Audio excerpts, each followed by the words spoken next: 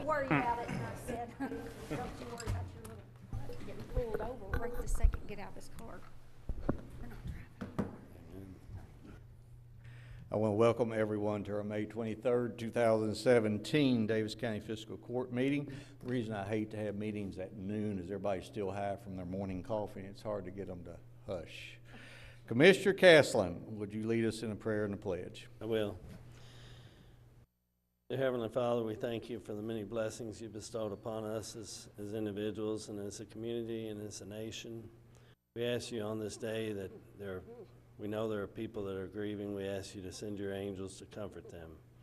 We ask you to bless the work that we do this day and bless all our citizens. We pray these things in the name of Jesus, our Lord and Savior. Amen. Amen. I pledge allegiance to the flag of the United States of America and to the republic for which it stands, one nation, under God, indivisible, with liberty and justice for all.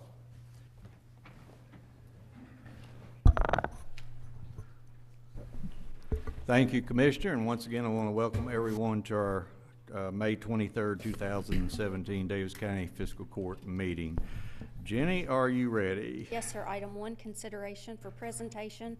A, Central Dispatch Director Paul Nave regarding dispatch 2017-18 fiscal year budget.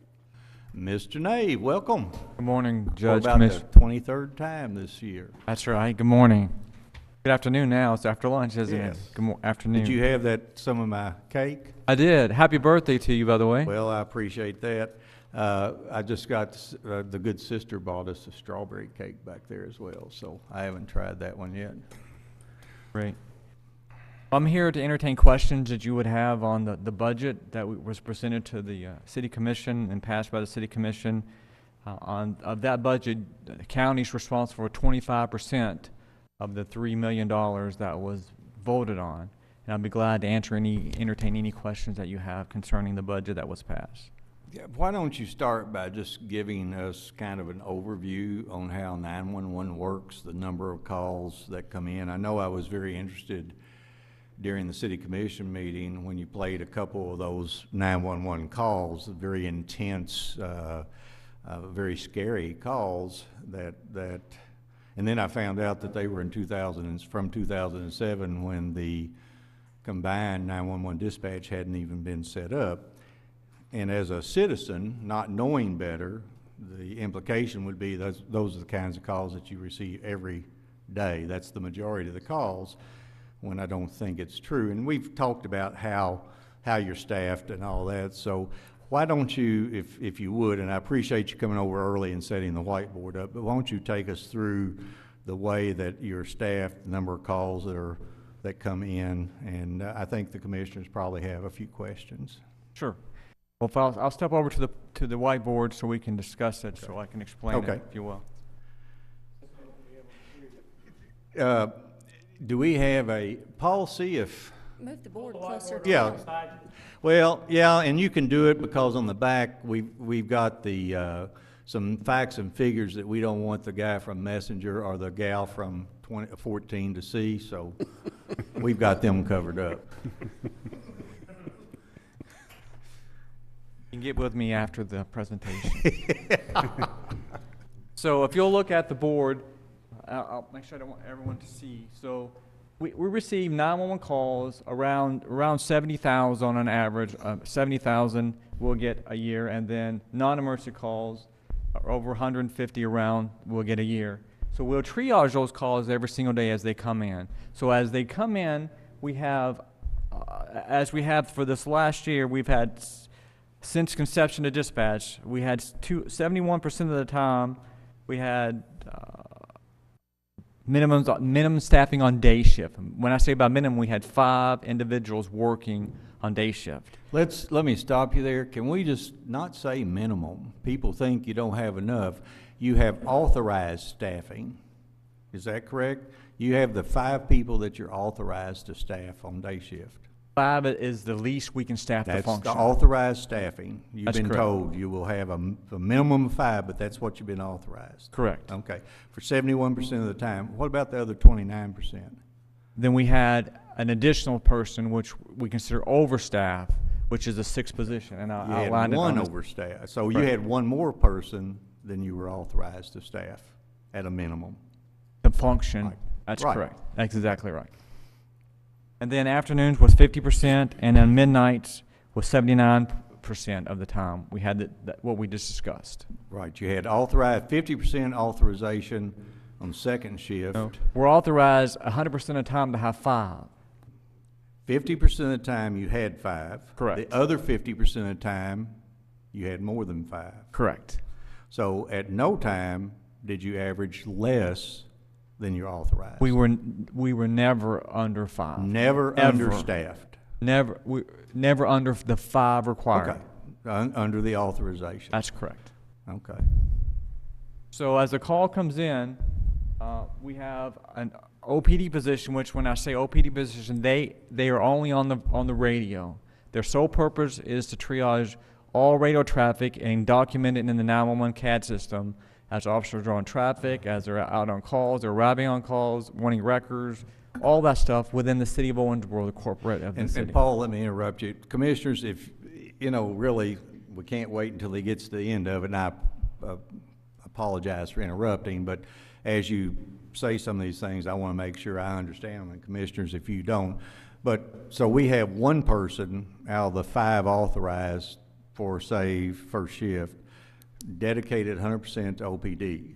And I understand that, the people may not, but OPD is officer, 109 sworn officers, so you're probably 3 times bigger than the sheriff's department. You've got a lot of traffic coming in and out. You've got one guy just handling that. That is correct. Okay. Yeah. Call taker, is that right? No, he's not a call taker. Well, oh, I'm sorry. One dispatch person. Well, I called, you ladies I call guys sometimes, and there's no disrespect meant, right? It's just people, person. I'm one person One on that person. position. There you go. All right. Correct. Paul, if I can interrupt just real quick. Yes, sir. I know we're talking about a typical day here. You got 5 people and sometimes you have 6. As far as your full complement of employees that you have, is it 25 prior to the city passing their budget? It was 25, is that right? That's correct. Full-time? How many part-time were authorized? I'm allocated 6 part-time, but I usually have about 3 because it's very difficult to get a part-time person that can do this job, work the hours it has to be worked on a part-time level. Gotcha, okay. Last year, on average, of the 25 full-time that you're authorized, how many full-time people did you have? 22 to 23 on average Okay. for last year. I was thinking it was 21 last year, but it's 22? About 22 because we were down 11%. The last turnover was only 11% this last year. Okay. And the best I remember at the city commission meeting, you said the national average was 18%. That's correct. So we're at 11, which is, you must be doing a pretty good job of taking care of your people. Well, on average, since conception, we've been at that national average, 18%. This last year, we were fortunate we didn't have the turnover that we normally have, so we were at 11%. Okay. So Go ahead. when we have years like that, I'm very thankful. Yes. So as a call comes in, then we have a call taker, and I have OFD and DCFD, which are the acronyms for Owensboro Fire Department and Daviess County Fire Department. So they have 2 responsibilities. They answer the phones, and they have to be the radio traffic at the same time. So if they're on a 911 call and a fire unit yells, I'm arriving, or I need another ambulance, or we need the helicopter started, they have to be able to multitask, hear that in their ear without disrupting the caller, keep the call going, and still get that stuff rolling at the same time. All right? So it's a very stressful and multitask position. They've got to keep that timestamp and things going consistently. Same thing with we have a call taker and the Daviess County Fire Department, exact same scenario, right? You have the information position. The information is for the Owensboro Police Department that they'll drop off of this channel and they'll drop down to the information position for information such as wanted people. Thank you, Judge. Wanted people, traffic stop information, vehicle information, records, anything like that that they need on an instant, they can drop down information because the OPD position is so busy they can't do those tasks and maintain the traffic that's coming across. Then you have the Daviess County Sheriff's position, and that's all they do at this point of the day. All they're doing is radio traffic with the sheriff, all right? Now, that's not to say that if these two are on a call, then it goes down to this person answers the phone, then it goes down to this person answers the phone, and this person here will never answer the telephone. All right. Dedicated 100%. 100%. There's period. All right. Now, at 9 o'clock, we have to start our 15-minute breaks, just like the law requires. And then we have our 30-minute lunch breaks during the day. Then in the afternoon, we do our 15-minute lunch breaks. And then we have about an hour at the end of the day when we're back to this. So when we're at that level,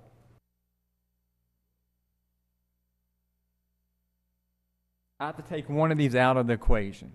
So at that level, let's say it's the information person. So at that point, the call taker is marked out, and that becomes information.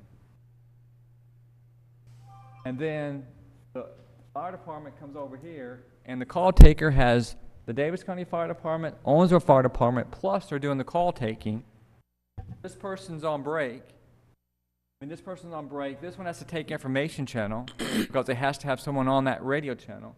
And then you have the DCSO. So we'll be in this transition from around 9 o'clock until around 2:45, 3 in the afternoon, every single day when we're at 5. So that means this person has to do 2 channels plus a call. And this person has to do calls plus information that comes across. And this person's out of the equation, and this person will end up taking calls because these people will be on a call. So at that time of day, all 3 will be call takers at that time. Now, when we're overstaffed by 29% that we told you, when we were overstaffed by 1 person, we have 6. It makes a much smoother transition because the stress is not near as bad, the burnout is not near as bad during those days, and the exhaustion is not near bad because I have this many people, and then I have a call taker. All they do is answer calls. They're not on the channel. And I have this person not on the channel because this person can do both fires at the same time, and it's not an issue. We can handle that because they're not having to multitask with the phones. They're just listening to the radio traffic. And then when we go on breaks, we take one of these out. Then that person can either pick up a channel to help, or we have a person that's just answering the phones, and this person will start picking up the phones to help because I'm eradicated the call taker position. And with the same thing, OPD is not on the call, and SO will be the very last person to pick up a call. But it happens. Yes, sir. You've got 5 people listed there, right? Here. 1, 2, 3, 4, 5. 5 positions. Okay, you said there's 22 full-time employees, right? That's correct. How are they just divided on shifts? In other words, it would seem like you would have more than 5 per shift if you've got. You have to look into date because this is 24 hours, 7 days a week. I have nights, so weekends. yeah, that's right. Okay. I keep hearing you talk about the stress levels that they've got and the calls that they're taking, but again, I would stress that the vast majority of the calls that they receive, the vast majority of the calls are not calls such as you played the other night at the commission meeting. We even talked about lots of times you might receive 5 or 6 calls for the same accident, but they're catted the same way. In other words, if I have an accident out on South Frederica Street and 5 people call in, you're getting a call 5 times about the same accident. Is that a fair statement? Let me break that down. Okay. So the first part of it, when we play those 911 tapes, to answer your question, we don't get, every day we get a burglary in progress, and every day we get a person that says that their father's dying. But those calls are examples of the stressful callers that we do get during the day. I don't minimize the stress that you receive, And the callers. but the implication I keep hearing is we're stressed because we're taking lots of calls. And I guess my statement would be regarding that, these folks over here across the street at Lorica who are going to be call takers. Now, they're not going to get the stressful calls, although if you've ever been berated, well, I'm sure you have been, but if you've ever been berated by a customer that's mad and upset and is going to tell you they're going to stroke out if you don't take care of their problem. Right. They have a lot of calls.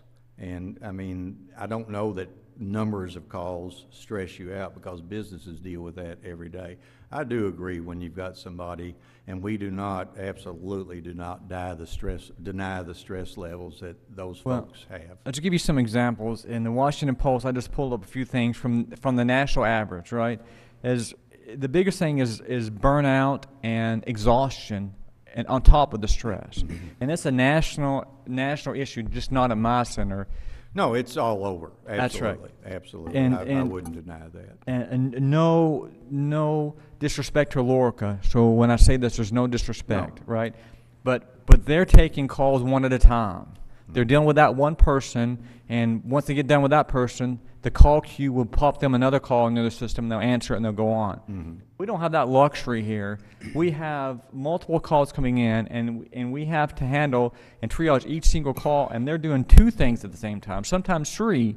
They're on two channels, plus they'll be on the phone talking to the caller. Mm-hmm. So they're doing more than just one task at a time. And that burnout, you know, and to give you examples of a person coming in this week came in and found that a person had overdosed on medication and wasn't breathing.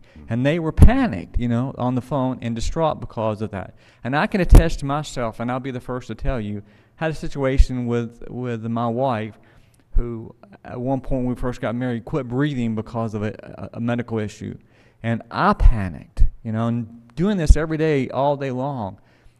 When a family member is not breathing, I mean, it sends chills for me now. But I panicked, my friend. I surely did. And people will call and not even know their own name. And we have to really try to get their address from them because they panic to the point that the brain just shuts down, and we have to take over the call to help them. And that's Again, one of my things. No about disrespect to what they do, and they do a tough job. Right. But the point I want to make is the vast majority of their calls, the vast majority, and we haven't even gotten to the non-emergency calls that are received, which are the vast majority to begin with.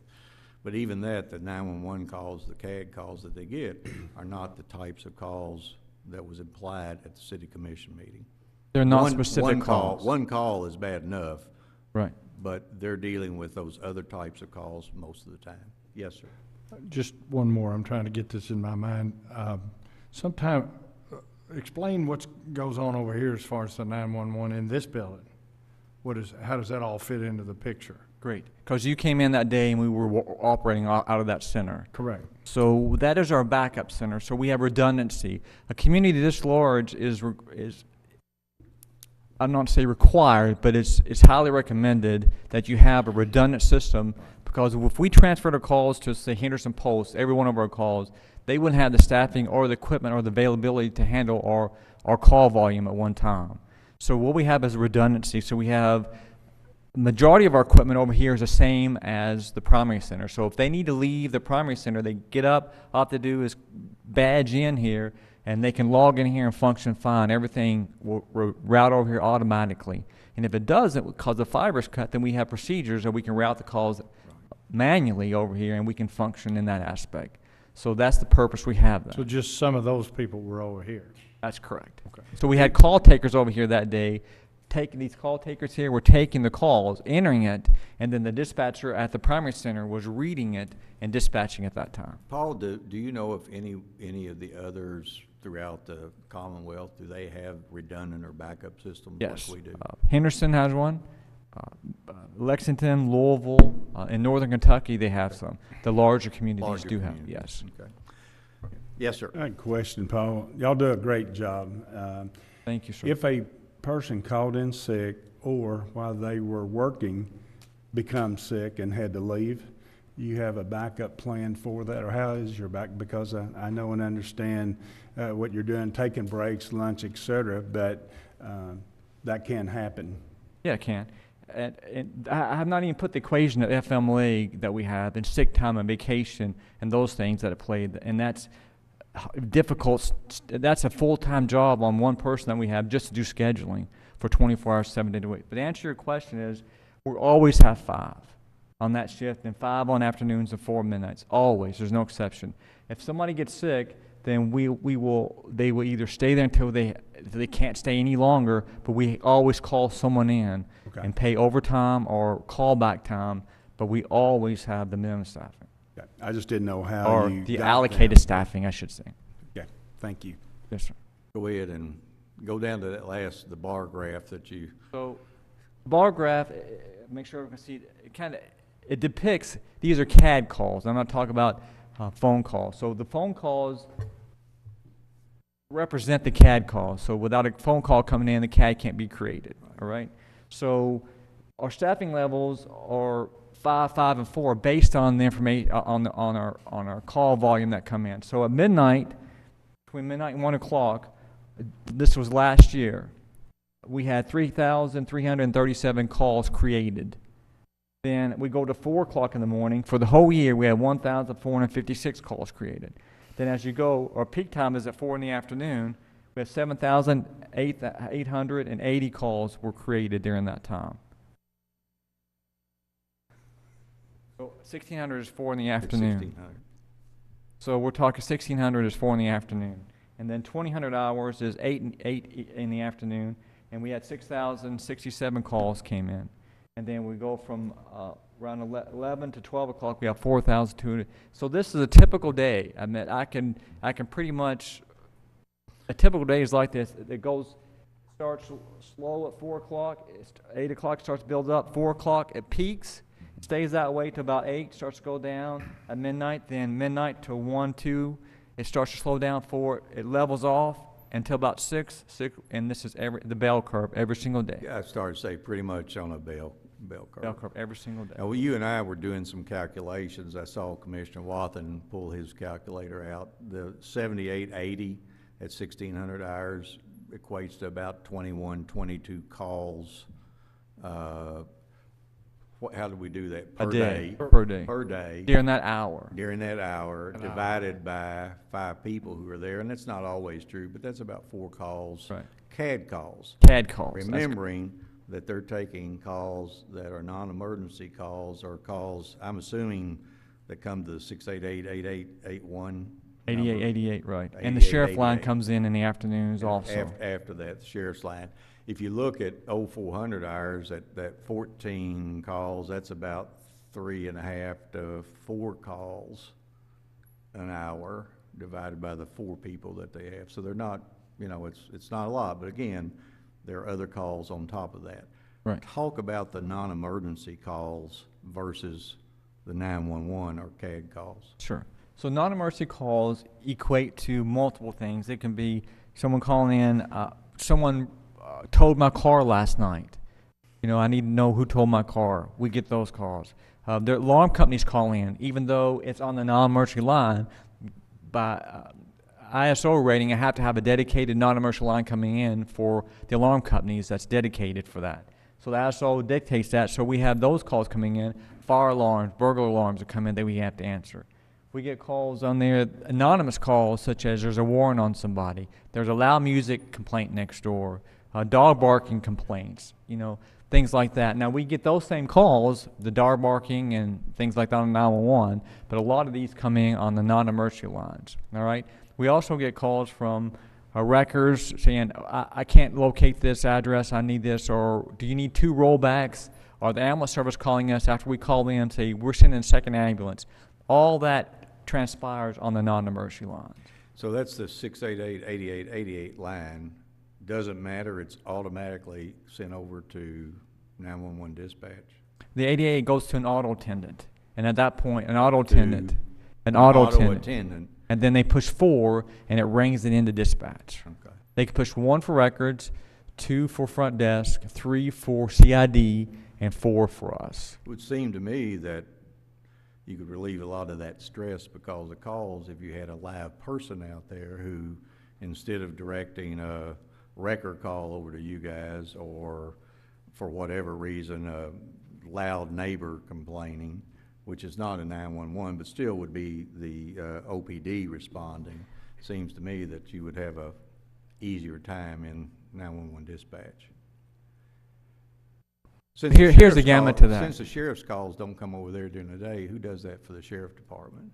They have, in our backup center, they have someone that sits in there every day and answers those calls. And they get calls on that line, but then they have to turn around and call us on the emergency line telling us. Now, if we had a person answering those calls that you just noted to, then they're going to have to take the information and either transfer the caller into us, and we're going to have to take the information from the caller, or they're going to have to write it down and give it to us because we don't have a CAD position for them to enter that stuff.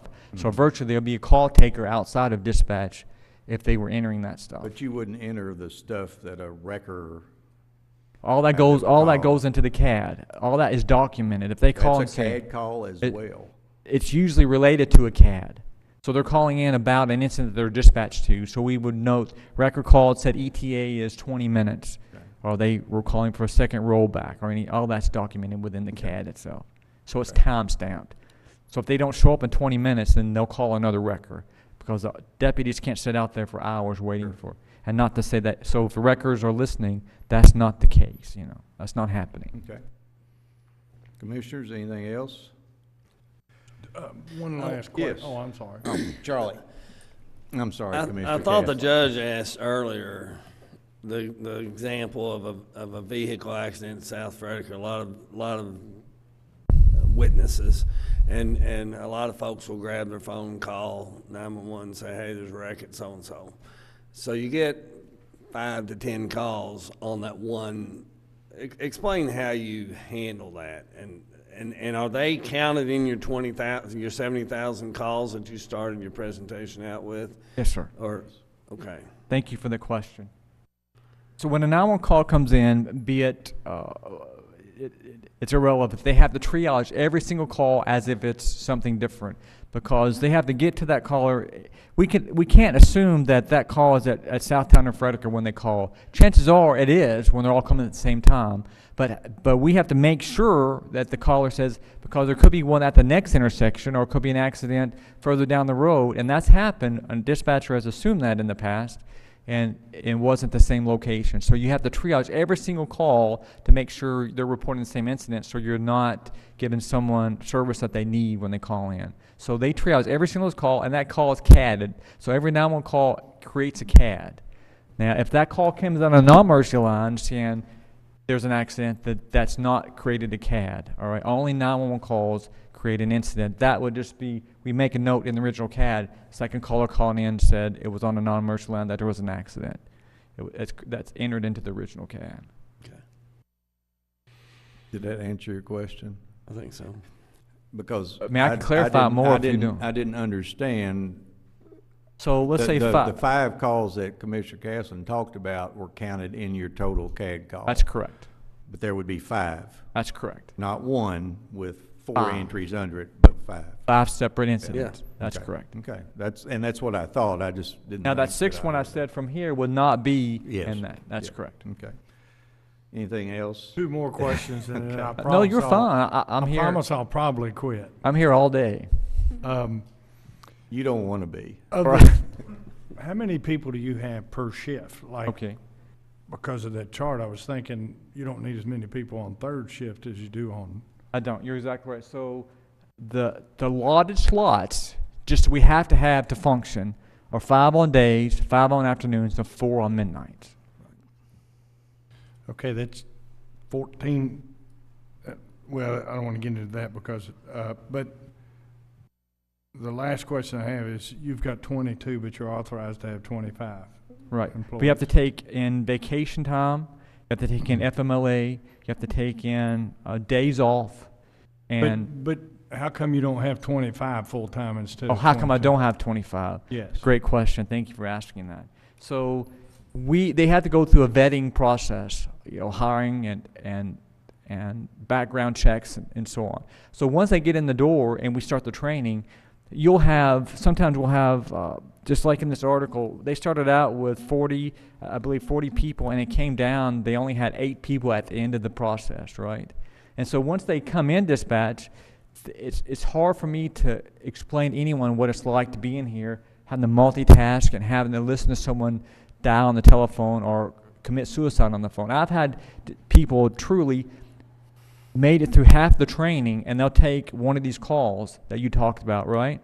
And then she quit. She said, Paul, you know, I respect what you all do, but I'm going to go back to my previous employer because I can't do this the rest of my life. I can't do it. So you haven't been able to catch up with 25, so I to have speak? not. You haven't been able to hire enough people to get to the 25? We'll get to that some point. So over the year over the 64 months, I had 14 months I had 25 slots filled.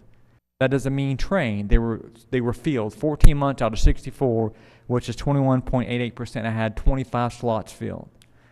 Of the 64 months, I had 4 months of that 64 months. So 5 years, had 4 months at 6.25 that I had fully trained and able to work.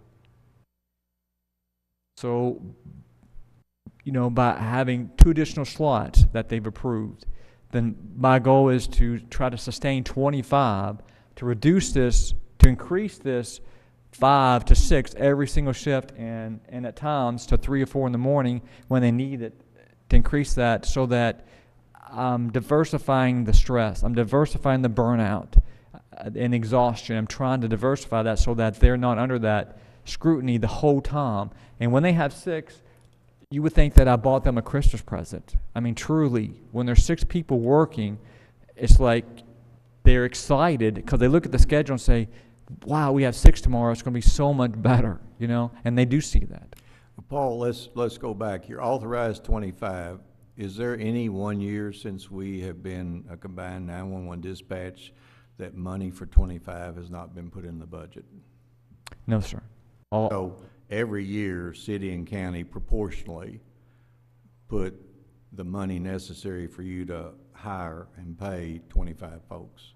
Correct, 75, 25. What happens to the money if you're only averaging 21 or 22? What happens to that extra money? Have we given raises to those folks? They get step increases according to the city policy, and they get cost of living increases according to the city policy. We've not, I know the city's gonna give an extra 5% to police officers and firefighters because they're having such a hard time retaining them, and I think Henderson County, if I'm not mistaken, Officer Henderson County raised the wages for those folks. I saw where Bowling Green is because they're under a lot of stress too. I hear you talk about all this stress, but we did not consider the 911 dispatchers. We had to consider those, but you know, you pick your battles, right? And my battle was to get more people, because if I get more people right now, that's going to help diversify what the stress that they have going here. And then next year, my goal was to, if I get 2 more people and get them in there, then we start working on pay increases. Well, it just seems to me that you had the money, and we didn't answer where does that money go. I know, but for the public, I want to know. So we authorized 25. We put the money, city and county put the money in.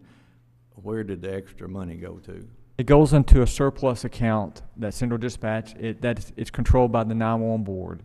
The 911 board has authority, and only the 911 board has authority to expend any monies out of there. So over the last 5 years, we've had to replace a recorder system, around $100,000. The radios in this center back here were almost 20 years old, so we had to replace those radios. There was over $150,000. So everything in 911, nothing is inexpensive. I mean, absolutely nothing's inexpensive. And we brought in texting the 911 with those funds through the 911 board. The 911 board authorized that. Well, I guess an issue I have is that over all this time, we've had issues with retaining people, hiring people, and we have been giving money to the 911 board for personnel, and they've been spending it for capital projects with no input or say-so, I'm going to assume, by the city, certainly not by the county, because we don't get to vote on it.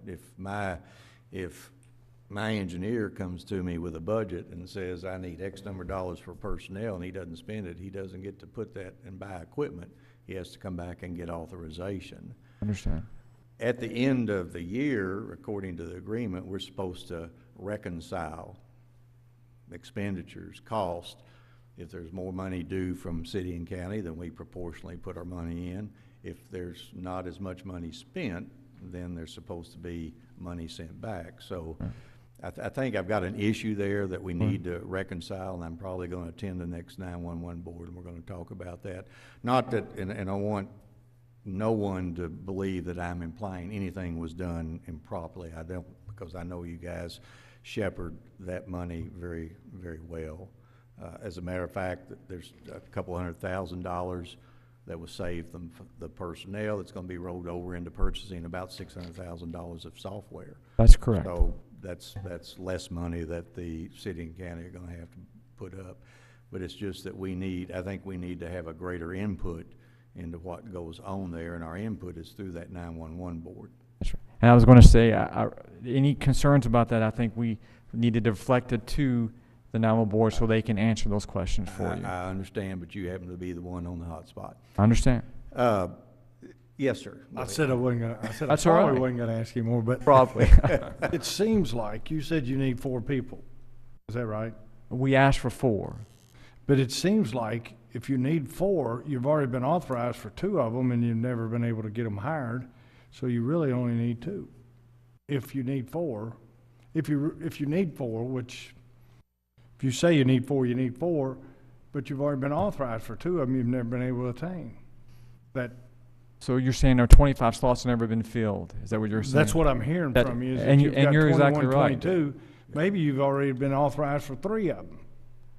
But in other words, just I don't understand and I don't want to Commissioner- get into all the hiring In policies. answer to that, and you're exactly right, we were using 21, or we can use 22 on average. That means that he's got 3 that he's never been able to fill. He asked for 4 more. Already authorized for. Asked for 4 more so that he could hire enough perhaps to keep 25. That's correct. Now, the proposal would be that the board would authorize him to overhire. In other words, he's authorized 25. We allow him to overhire by 2 people, which means he could have 27. We're not going to put any more money in the fund. We're not going to put the extra money in the fund for those 2, because in theory, if he overhires by 2 at the end of the year, he's still not going to spend all the funds for 25. If he does, we'll true it up at the end of the year. We'll put in what we need to, and the city would put in what they need to.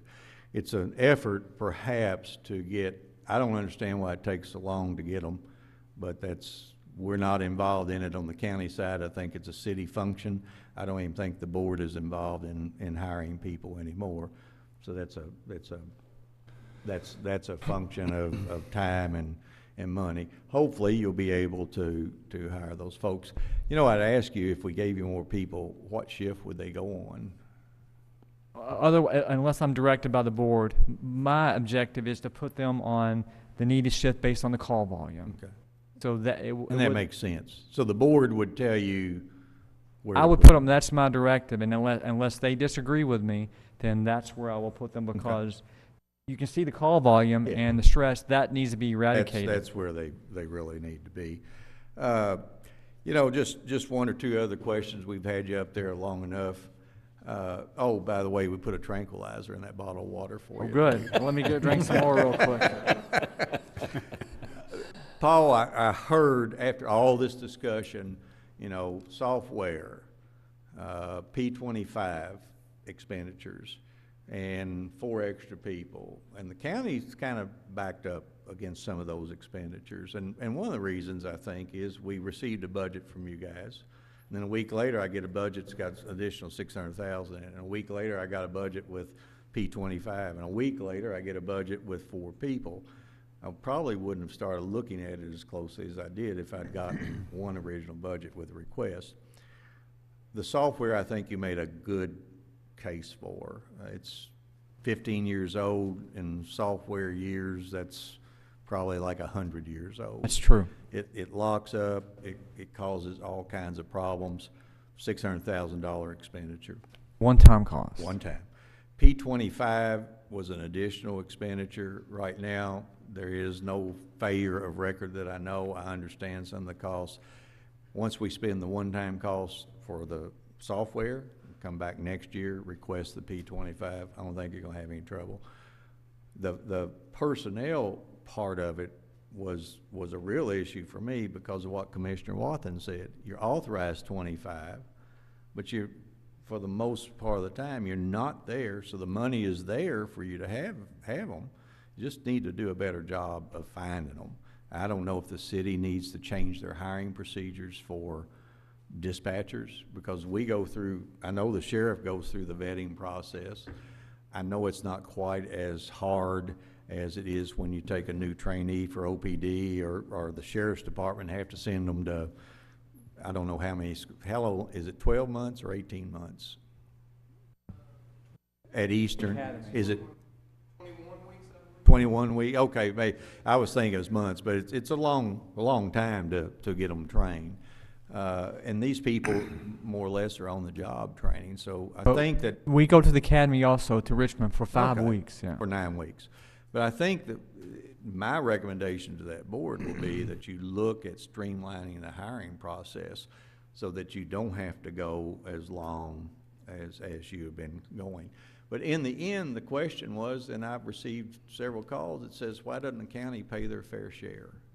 And the county is, since conception, they pay their 25% every single year. Well, actually, wasn't it 29% for a while? and It it's was been 29, reduced? and And how do they base our share of 911? What's it based on? all the funding is based on call volume, the CAD input, based on what county responds to and city responds to. And I think, Mr. Hendricks, if I'm correct, we had a change a couple years ago. I mean, we continually monitor it, and we want to pay our fair share just as the city wants to pay their fair share, because I think 911 is just as important, sorry, police officer, sorry, deputy, as those first responders out in the field, because that's where it starts. It's where it starts. We're the true, I mean, I take it, we're the true first responders, Right. because before the officer gets there and they're panicking, we're the voice of reason for that person. So in that vein, one of the things I've done is I had Mr. Smith do a pay study to see where we end up in the scheme of things around here. And I'm going to strongly recommend that the 911 board look at the pay of those folks who are the first responders on the line. I'm looking down through here, a couple other questions, but we've got lots of other things to do. So All right. I want to thank you, Paul, for coming over and My pleasure. talking with us. Commissioners, any other questions or comments? I just want to thank Paul for the leadership you've shown ever since we've had consolidated central dispatch. You've been the director over there, and I know your heart is right where it needs to be as far as taking care of our populace and the people that wind up having to dial that, make that 911 call. And I thank you for that. Well, I appreciate that. I don't view it as a job, sir. I honestly don't, because I mean, I enjoy what I do, and I love what I do for the community. I really do. Now, Paul, the reason I'm going to end this, I'm going to let you talk, George, but the reason I'm going to end this right now, it wasn't because you were getting tired. Austin was sitting over there shaking his hands. He's getting writer's cramp. Yes, Poor Mr. Wathen. I just, excuse me, want to thank you as well for what you do, but also, if you would, thank your people for what they do from I'll do us. I'll surely do that. Okay. And thank you for the tranquilizer, Judge. You're welcome. Any other question or comment, Commissioners? I'd like to say, thank you as well, and I also believe that if you had a couple extra employees that we've talked about, that's got to save you some dollars on your overtime, so that would help with that salary gap. So just a comment. The exhaustion and the stress is the goal. Adding more on the people, that's going to make a huge difference. Right. Anyone in the audience want to get up and say anything? Okay, Paul, push that over so that the I'll do media it. can't see what's on the back. I'll do it. Thank you, Thank sir. I can't wait to look back there. Well, look, I put a sheet up just to stop it, so. Thank you guys for coming over. Appreciate it. Jenny, B, next Trey. item. Treasurer's report for April 2017. Are you awake over there, Mr. Hendricks? No, I am now. No. Go ahead. Total cash balance at the end of April is $30,230,509, of which $14,437,463 was the general fund, Through April and through May, the finances are coming in as the court had anticipated and as we budgeted, so I have nothing else to report. Okay, Mr. Hendricks, I continually hear some of those broke city commissioners over there say the county's got all kinds of money. What is it that they don't understand when they hear we've got $30 million down there? Well, part of that are a couple of escrow funds that we're required to have because we have a landfill. There's probably $6 or $7 million in that account. We have to have it to ultimately close the facility. Right. Otherwise, private people could walk off and leave it unfinished, and we're not allowed to do that. We're required to fund it. So can't spend that money except for specifically what it's required for. We have jail funds in there. We do have jail funds. At any point in time, the cash balance may look pretty good, but that doesn't mean it's reserved. Cash balance does not equate, a daily cash balance does not equate to reserve. Does not equate to free to spend. That's correct. If some folks understood that, maybe they wouldn't get in trouble. Next item.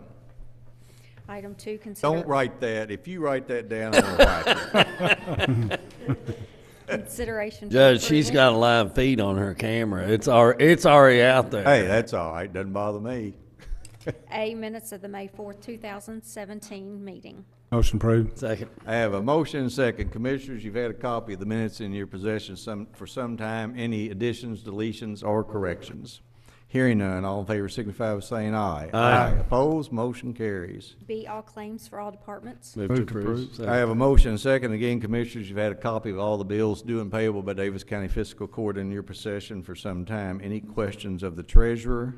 Hearing none, all in favor signify by saying aye. Aye. Opposed, motion carries. C, Parks Facility Special Event Rental Agreement with the International Bluegrass Music Museum regarding ROMP. Move to approve. Second. Mr. Lee. Judge, with us today is Chris Jocelyn, Katie Keller, and Carly Smith, who are the executive Welcome, management team. guys. Sorry ROMP. you had to sit through that presentation. We know more about 911 than we ever knew before. Now you'll know if you have to call them during ROMP, everything that coming goes from. on. Right. Don't overstress them when you call them. That's right. Judge, we're 28 days out from the event. We do present to you an agreement that's been reviewed by our county attorney. We met on the 17th of April. This is a standard agreement that provides all documentation required to be able to host such an event at the park. Would entertain your approval.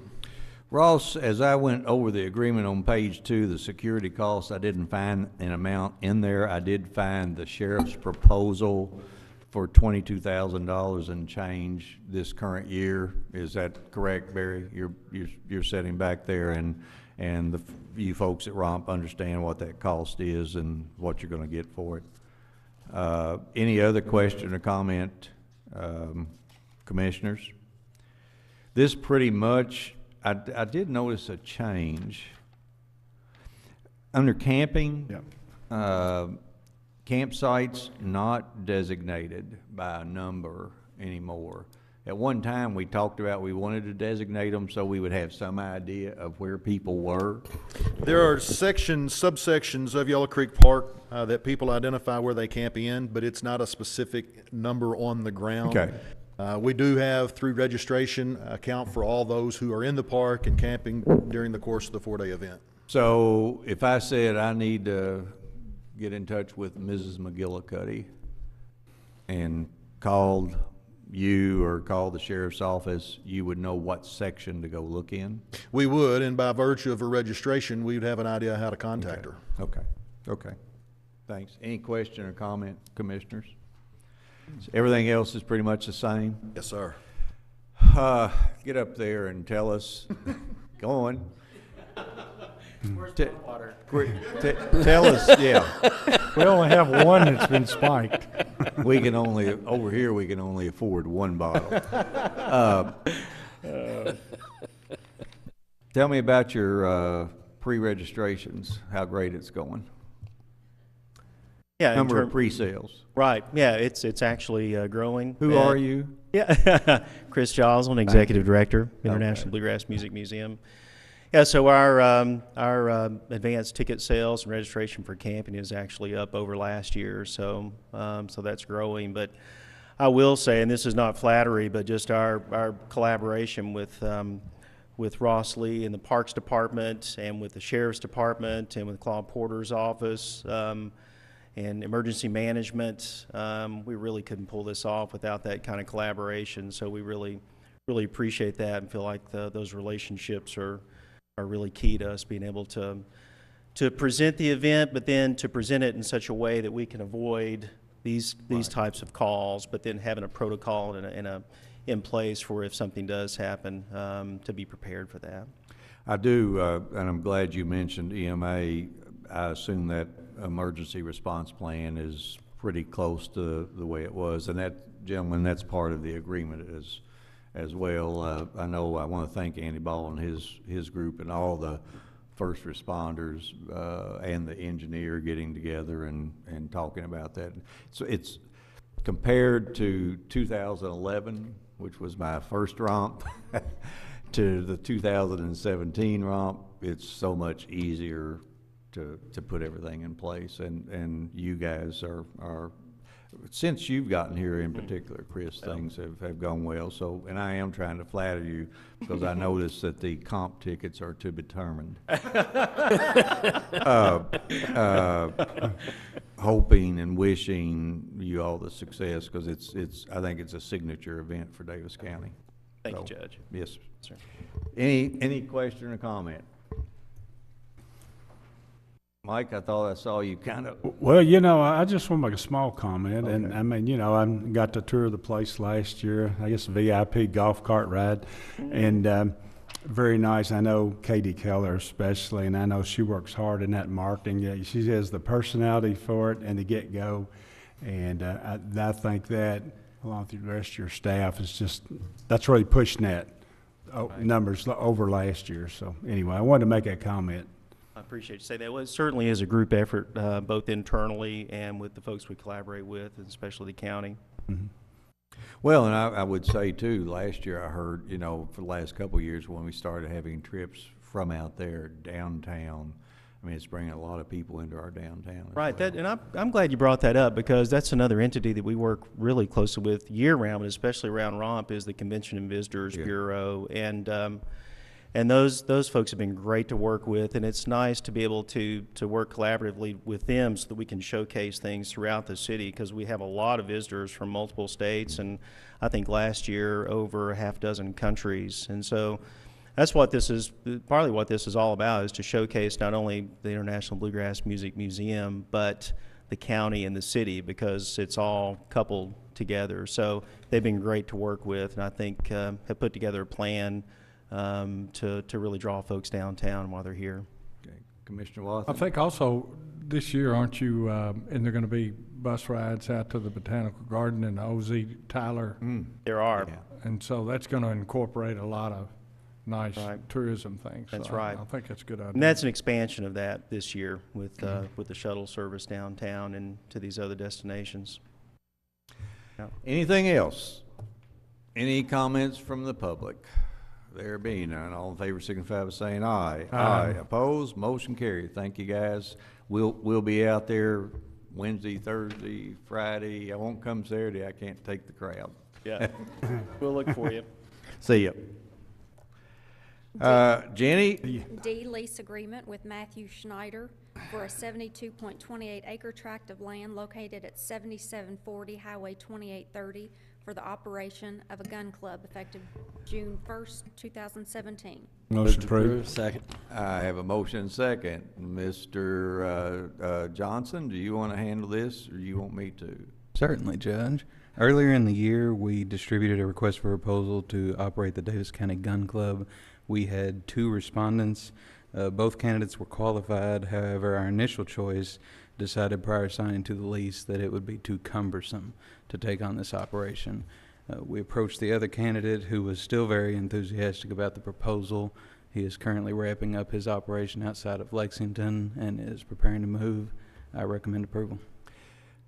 Yesterday, I asked that you, in order to make sure that you send an email to him to determine his intent, you received a response, and what was his response? His response was that he will be here this Thursday to sign the lease, and he is moving some of his heavier equipment starting next week. Okay. Commissioners, if you would look, you've all had a copy of the lease. I don't believe that you received there's a couple of changes, just small changes. If you would go to the front page and look at D, I added C6 below because it references an outdoor pistol shooting range. This gentleman, Mr. Schneider, teaches concealed carry. And in order to complete it, they must test fire a pistol at a range. So we are going to allow him to construct a range according to NRA standards. It will be certified by our county engineer. And the only people who may use that range, he may not allow the public to come and use it other than those who have signed an agreement to go through his concealed carry class. Number one, we don't want to help compete with other people who have those kinds of ranges around, and really there's not enough room out there other than that for that small pistol range. So I wanted you to be aware of that. On E, if you look at it, the gun club has lights, and in the past they have shot past dark. It is not Mr. Schneider's intention to operate after hours, but on occasion the possibility would exist that he might need to do that, particularly if he holds a state tournament there or something like that. So we have said that you can shoot from 8 a.m. until 8 p.m. or sunset, whichever occurs first.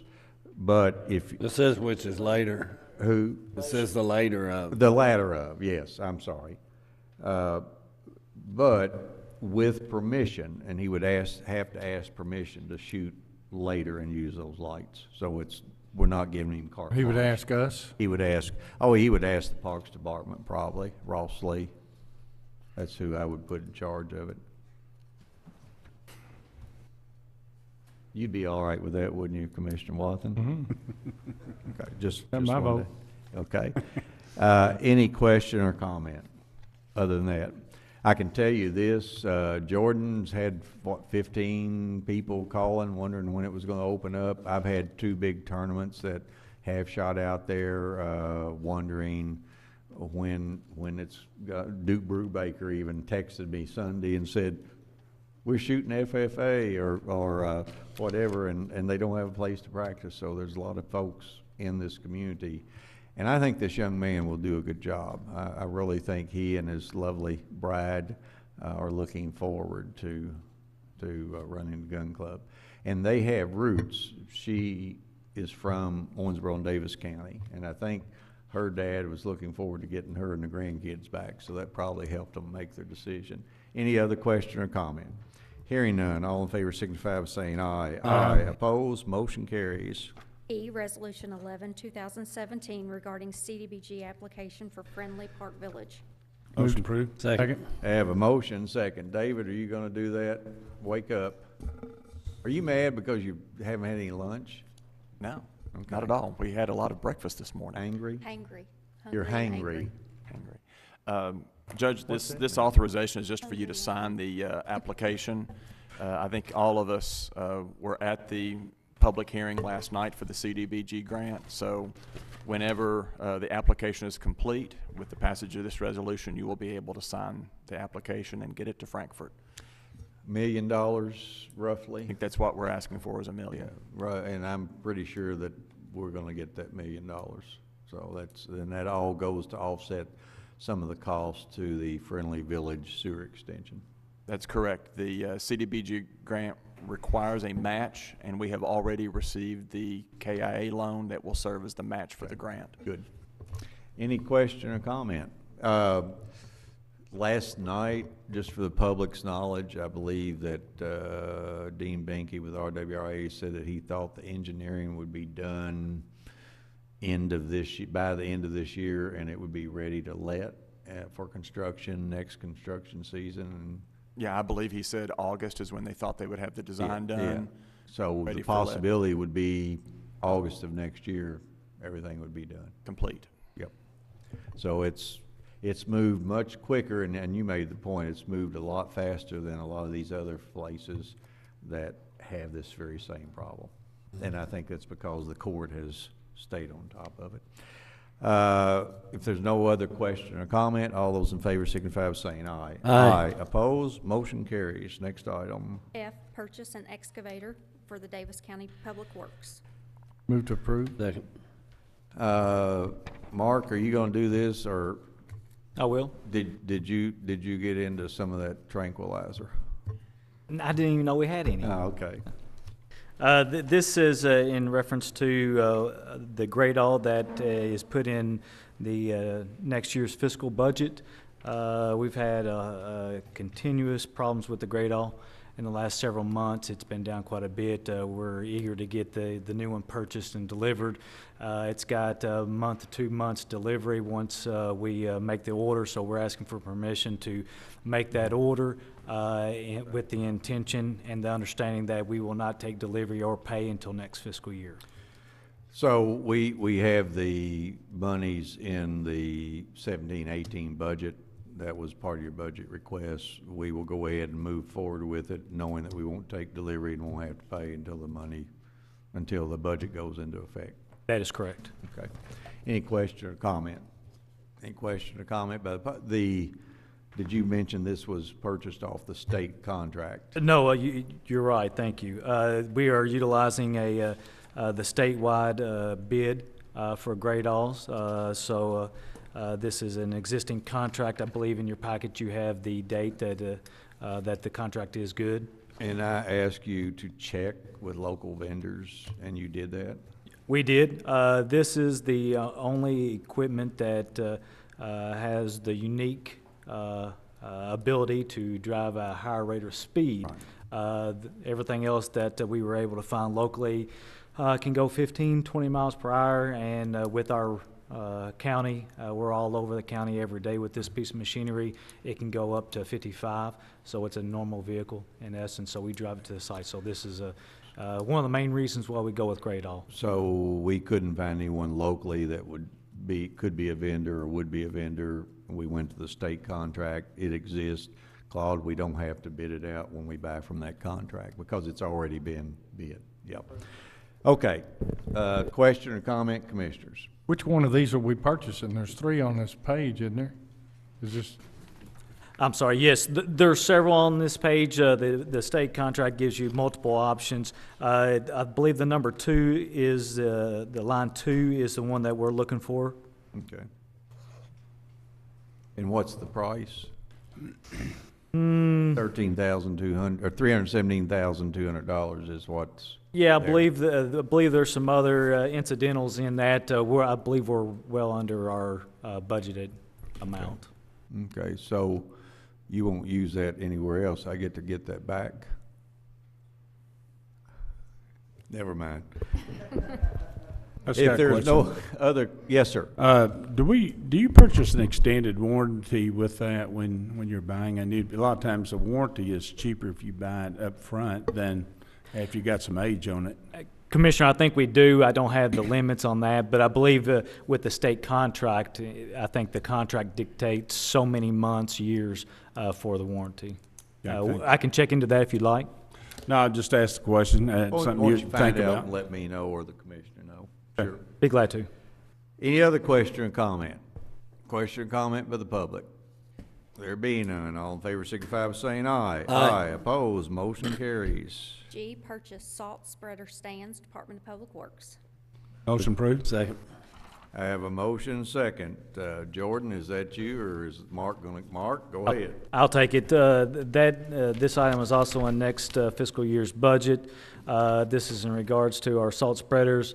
The existing stands that we have are in dire need, rusting. We'd like to get these in as soon as possible. Same kind of setup that we won't take delivery or pay invoice until after July 1, but we would like to get them ordered and in the works. You got 3 quotes, right? We did, yes. And IMCO is the least costly at $13,470. Is that for a single spreader? No, that's for all 4, Okay. and they're different types. We've actually had one delivered, and Well, that was my concern, is it was for one, and we're gonna buy multiple, and that got us over the 20,000, and would we have to bid. So since the total cost was under 20,000, we got quotes. You have the documented quotes, Mr. Johnson, on the salt spreaders. Not at this time, but Department of Public Works Well, should give it to me. are we buying this, where are we buying these from? We're buying from the vendor IMCO. Okay. You don't have quotes? Before we get the purchase, we will give those quotes to Okay. the purchasing agent. Okay. So you just had a phone conversation? We got those ourselves, Judge. They actually have the quotes, they just have them there. Jordan doesn't have them. Okay, you have the quotes, but you didn't have them to attach to this, correct? Public Works Department got the quotes. We have not given them to the purchasing agent yet for his files. Can we trust them? I think so. They're written. Well, it comes out of your budget and elsewhere out of your person. Yes, sir. Okay. Any other question or comment? Question or comment by the public? There being none, all in favor signify by saying aye. Aye. Opposed, motion carries. Jenny, on H, let's do each bid separately. Yes, sir. H, award bid number 8, 2017 Whitesville Repeater Project. Motion approved. Second. I have a motion, second. Mr. Johnson, are you gonna do anything over there? Yes, Judge. All right. The fiscal court received 3 bids. The bid of Emergency Radio Service OCI in Evansville, Indiana, in the amount of $21,024.23 is the lowest and best evaluated bid, having no exceptions to our documentation. They have a projected completion date of August 1st, 2017. I recommend award. Commissioners, this, the repeater is similar to the one that we did in Utica and down to the west, Commissioner Castlen. Yes. Where we are helping our first responders, Sheriff's Department, Fire Department. They can get into areas in the county where the radio from dispatch, they can't receive them properly, can't transmit properly. So this just picks up their signal and repeats it. Usually it's over a hill and into a valley where they're having problems. This is the third that we will have done in the last 2 years. Just, it's a public safety issue. It's a safety issue for our first responders, so I think it's a good project. And I don't know, Chief or Barry, do you know how many more spots were? One more spot, okay. So we will probably look at that sometime in the fall. Any other question or comment? Hearing none, all in favor of the Whitesville Repeater Project, signify by saying aye. Aye. Opposed, motion carries. Next one, Jenny. Bid number 18, 2017 new truck weighing scales landfill. Move to approve. Second. I have a motion and second. Mr. Johnson. Yes, Judge. The fiscal court received 4 bids. The bid of Premier Scales of Evansville, Indiana, in the amount of $59,800 is the best evaluated bid, having no exceptions to our documentation. You'll note that we are recommending the next lowest bidder. We considered 2 major factors in this evaluation: the finish date and familiarity with the decking type. The first and most important is the completion date. Our current scales are becoming increasingly costly to maintain and calibrate. We have to do it just about every 2 weeks, and our recommendation finishes more than a month earlier than the lowest bidder. We estimate that we would spend more than the differential in the bids if we operated for an additional month with our current scales. This in addition to the fact that our employees at the landfill are very familiar with the concrete decking type, and our maintenance would be dispatched from less than 40 minutes away. We hold with the recommendation of Premier Scales. I recommend award. Question or comment? The only comment that I might make would be that since this is for the landfill, it comes out of that enterprise fund. It doesn't come directly out of taxpayer dollars collected for property tax and those things. It comes out of receipts generated by the landfill. That's correct. Any other question or comment? Judge, I Yes, just sir. want to thank Jordan for his diligence in evaluating these bids, because it'd be real easy to just go with a low bid and to look at the additional pieces of information that he does and to where our savings are actually going to be greater by following his recommendation. I appreciate that. We do that on a routine basis, don't we, Jordan? Mm-hmm. We get him in there and just beat him up, but he likes it. Any other question or comment? There being none, all in favor signify by saying aye. Aye. Opposed, motion carries. Next item, next bid. Bid number 19, 2017, relocation of Sheriff's Office radio equipment.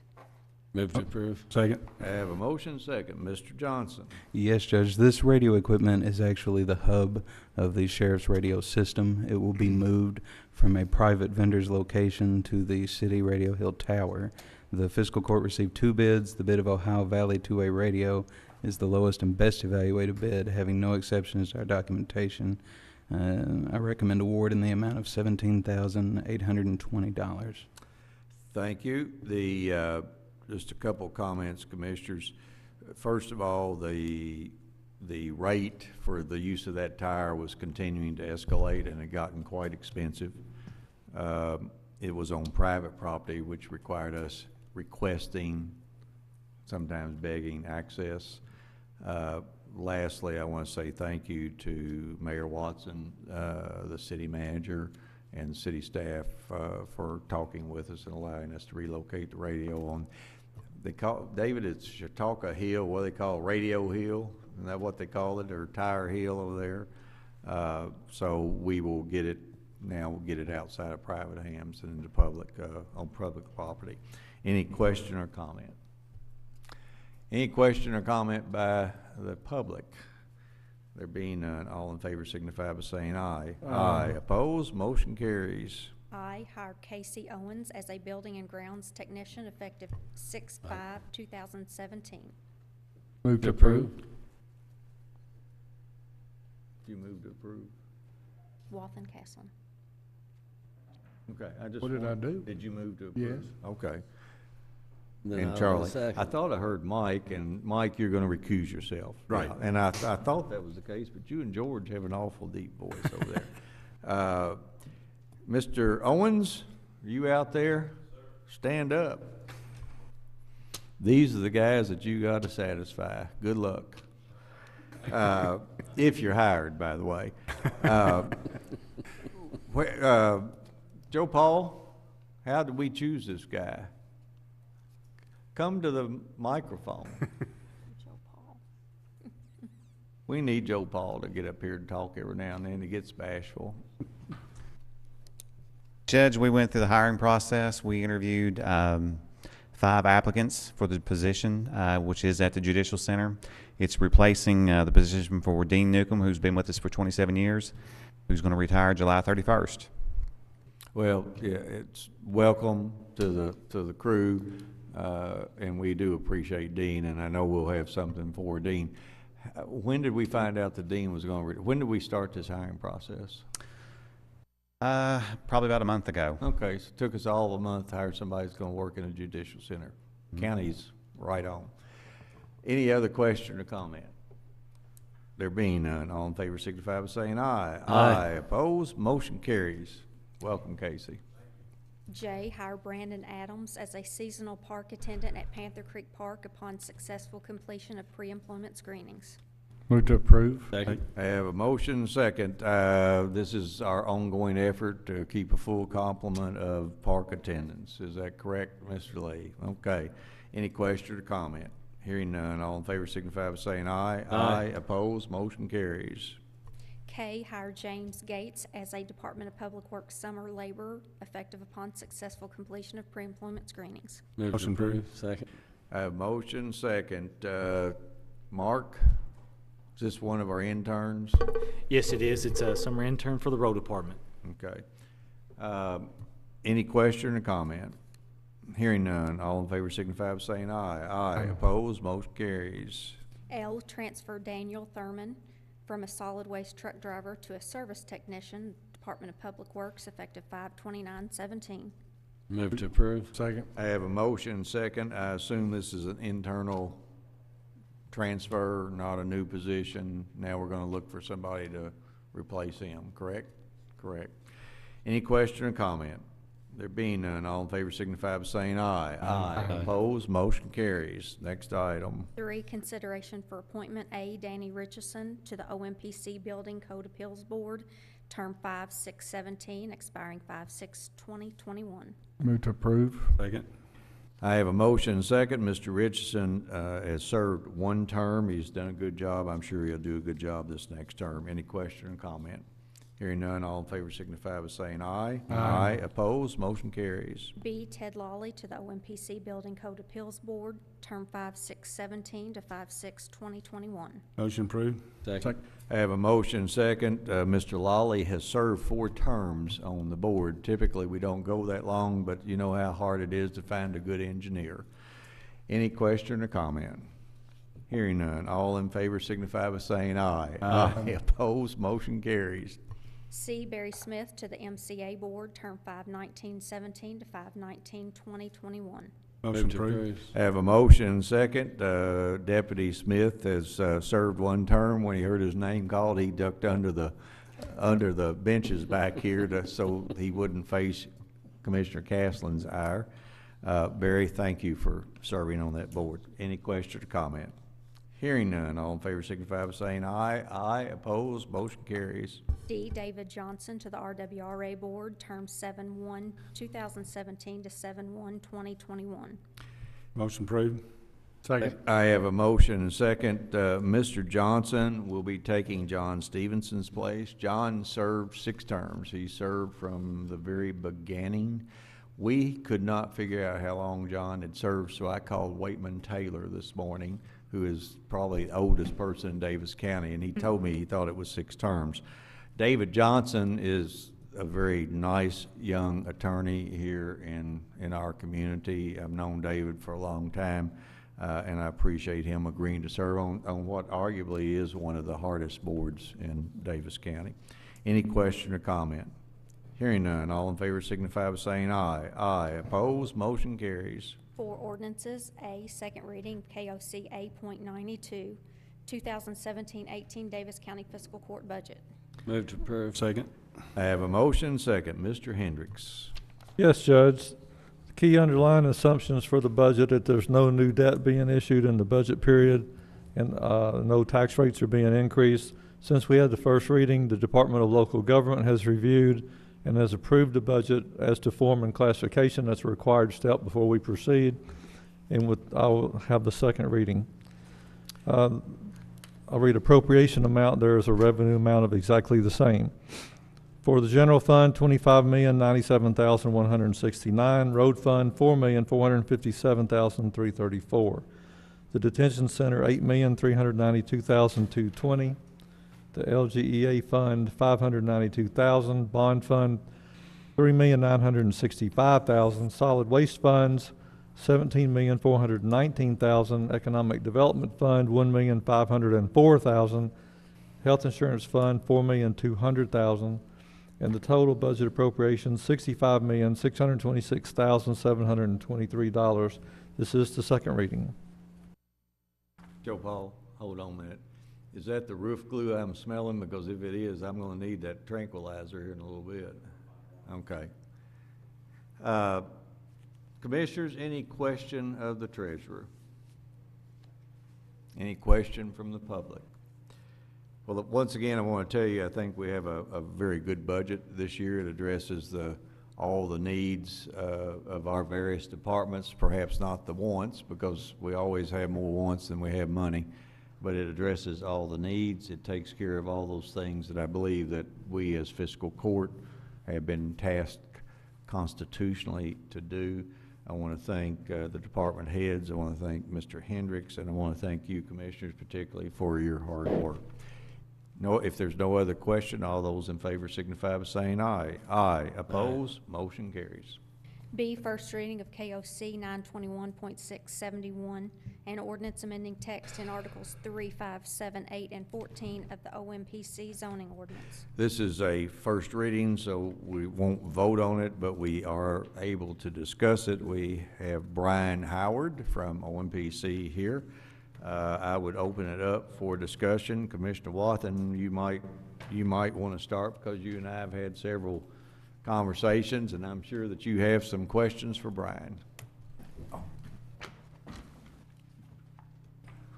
I guess I want to start at number 5, and it's looking for a page. My question is 5.3, on 5.3.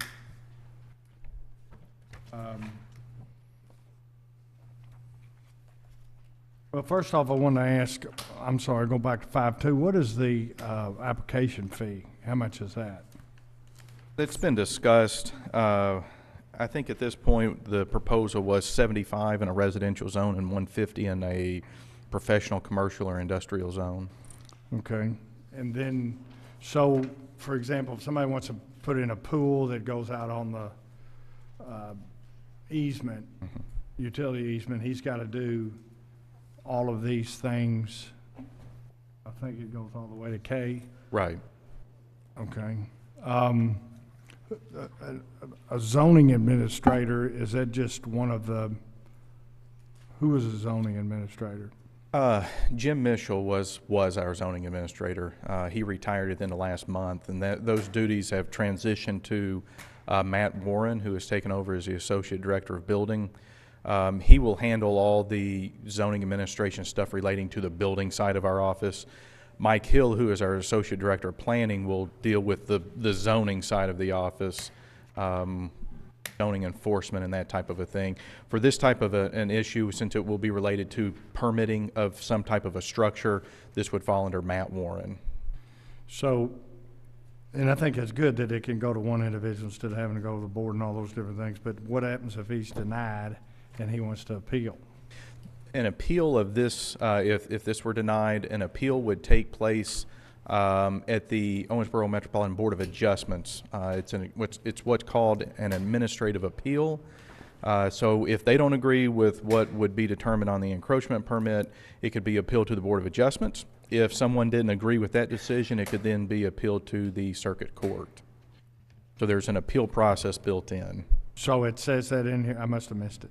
It doesn't. I don't know that it outlines necessarily the appeal process, but it allows for that mechanism to take place. One of the things that I'm kind of concerned about is once he gets the encroachment permit, they have, let's see, this is under 5.45, where he has to, once he's been authorized, he has to start in 30 days and be finished within 180. Did I read it right? Yes. It seems like that's awful, pretty restrictive. Well, if you look, though, it also says that a zoning administrator may grant written in writing one or more extensions of time. So it's always been our practice that if someone is actively pursuing a project, that there's opportunity for that to be continued. If they apply and don't ever do anything, and 2 years later they come in and want to start the process, well then, there's an issue there. But as long as they're actively pursuing it, we can issue extensions. Because I can see somebody applying for this in the fall and not wanting to build a swimming pool till in the spring. Sure. So.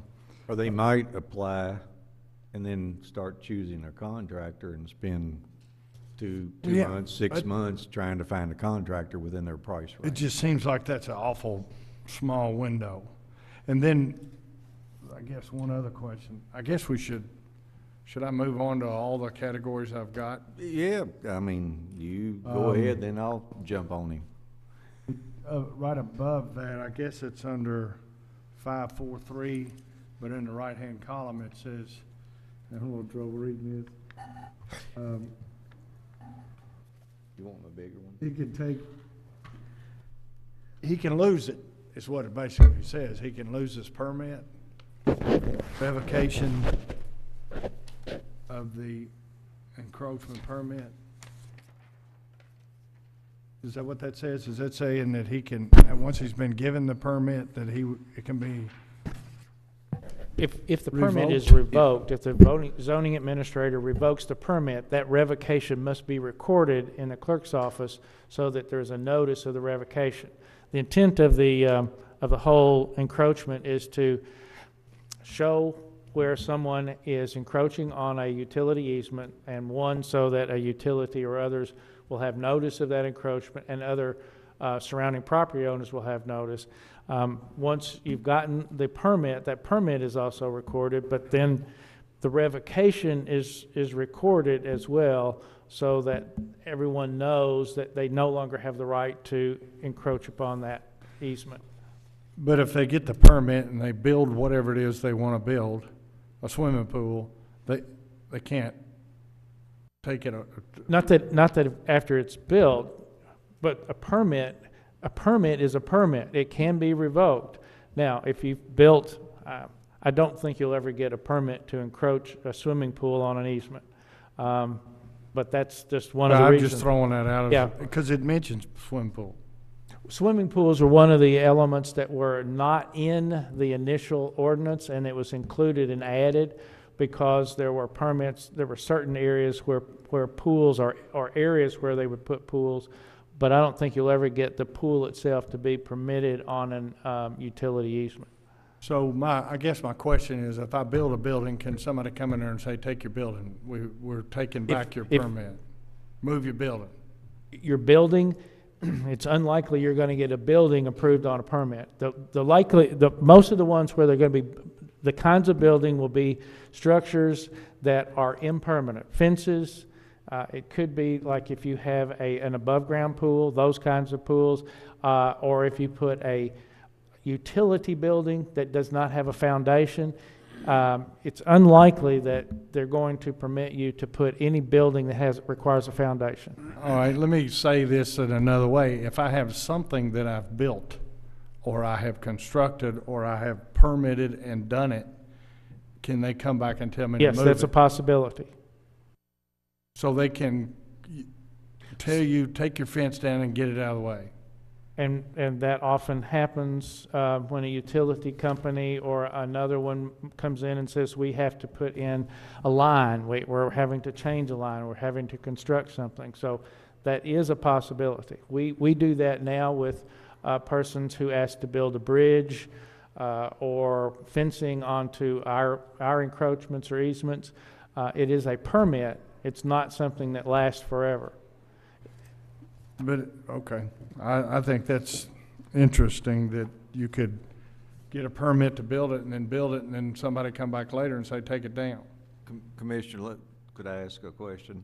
What have we done in the past in that situation, Brian?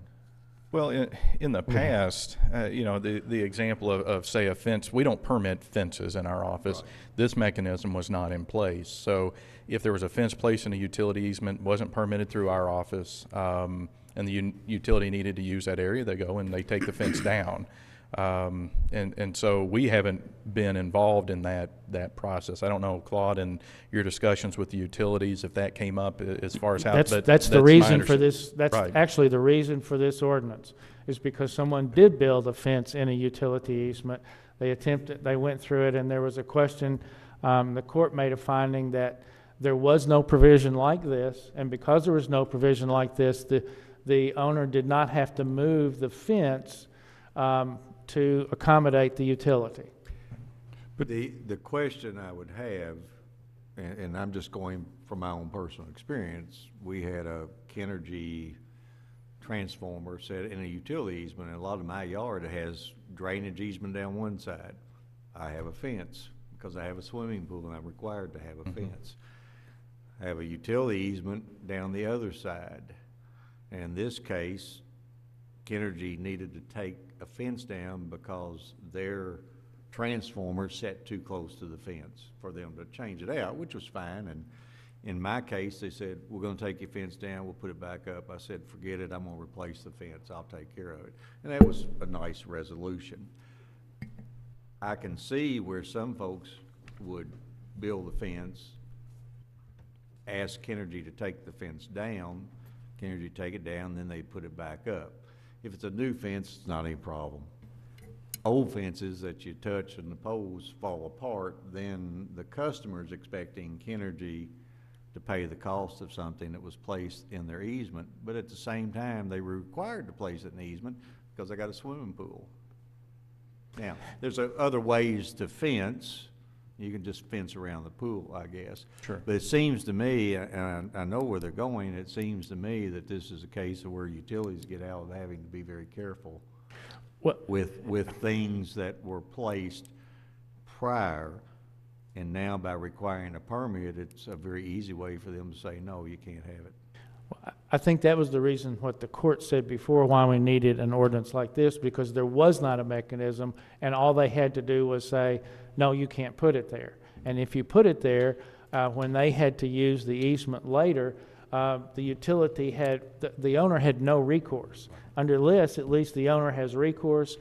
They have it, they have a permit. The utility now has to come in and at least do something with the owner, provide something. Do you think that person in that particular case would have gotten a utility waiver? No, they wouldn't give them a waiver. That's right, yeah. And of course, in that instance, they built a wall that looked, it was about as wide as this I know. one, but yeah. I saw it. Yeah. Well, part of my point is they've got, I think if you go to K, I believe that's 11 items. They got to go through 11 items to get a permit and spend probably quite a bit of money to get all that done, and then build whatever they're building. And then they can still come back and say, never mind, take that fence up. Well, it's not just, they can't just come in and say, never mind. There's a process. That's what part of this is the process to do that. The, Brian, and I'm sorry, Commissioner, we kind of jumped into it. These modifications were taken before the zoning board, OMPC. That's correct. Right. And that was first this month's meeting? Yes, sir. Approved? Right. 7-0 or? That's correct. 7-0. Have they gone to the city commission for first reading? No, they have not. So they're coming to us, but. Yes. And I can tell you, my goal is to have the same ordinance in the unincorporated part of the county as I do in the incorporated part of the county. But I've got a lot of concerns and issues about this section that Commissioner Wathen is talking about, Section 5. Mm-hmm.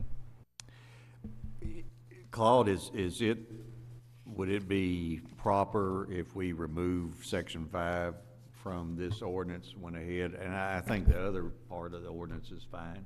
I don't think no commissioner has voiced any concern. Let's remove this out of the ordinance and look at You said we'd need a motion to amend this part and move section, I think you're just talking about section 5. Yeah. I'm also concerned about 14.8. Well, I think that probably if you want to get your answers from him, I don't know that we need to remove 14. We can probably deal with that here. But this, there are a lot of questions. I know you have a lot of questions. I've got mine all marked up. And probably we need to deal with that, sit down, maybe get some clarification. That's fine. Would you be okay with that, Commissioner? Yeah, but so right now we're just Why talking don't about you go removing 5. Yeah, why don't you go ahead and go to 14 quickly and Just, I have a couple things. Under microbrewery distillery, why do you limit that to 5,000 square feet? The goal is, and we reviewed other ordinances to kind of see how those were defined. The microbrewery is a smaller establishment, something that would be more akin to a restaurant, something you would see more in a urban setting, in a downtown setting.